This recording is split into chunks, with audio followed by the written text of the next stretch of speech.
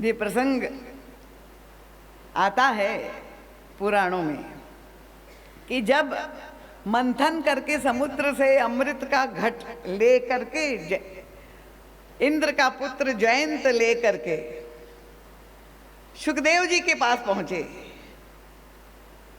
अब वो अमृत की बूंदे ग्रहण करने के लिए तो आप देखते सारे देवता आतुर थे, दैत्य आतुर थे, और आप लोग भी सब आज भी देखिए अमरत्व पाने के लिए सब स्नान करने के लिए जितनी भी कठिनाई आपको सहनी पड़े पर आप लोग पहुंचे। पर जब सुखदेव जी के सामने जयंत ने ये घट प्रस्तुत किया कि ये अमृत ग्रहण करिए तो उन्होंने सीधे अस्वीकार कर दिया। देखिए ये सनातन धर्म के चिंतन और सिद्धांत को, दर्शन को समझने की आवश्यकता है। अमृत का घड़ा लिए हुए देवता खड़ा है और उन्हें समर्पित कर रहा है, उन्होंने अस्वीकार कर दिया, उनका नहीं चाहिए मुझे तुम्हारा ये अमृत, क्योंकि मेरे पास जो अमृत है, कौन सा अमृत है, वही मैं परीक्षित को दूंगा।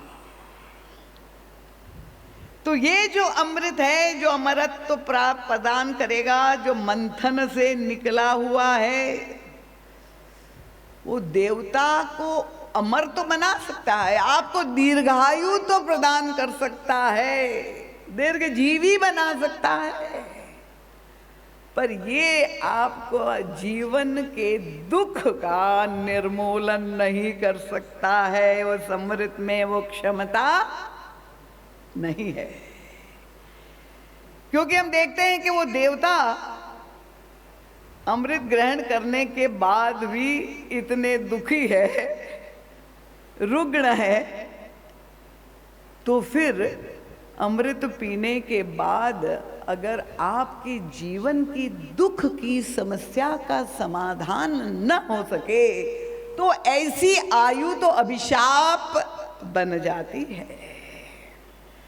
और तब हमारे ऋषियों ने जो चिंतन दिया, उनका मैं परीक्षित को वो अमृत दूंगा, और ये केवल श्रीमद् भागवत के श्रोता नहीं, गोस्वामी तुलसीदास जी भी ये दावा करते हैं, वेद व्यास जी भी, कि हम अपने श्रोताओं को, जिसने भी मानस का आश्रय लिया, भगवत कथा का आश्रय लिया, क्योंकि हमारे पास जो अमृत है वो कथामृत है, जो आपको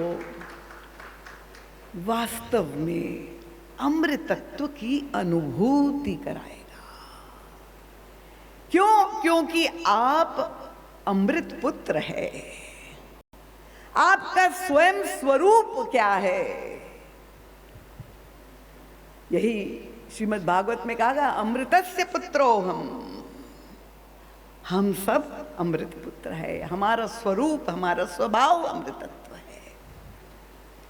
और इसलिए गोस्वामी तुलसीदास जी ने अपने मानस में ये समुद्र मंथन की उपकथा को 3 बार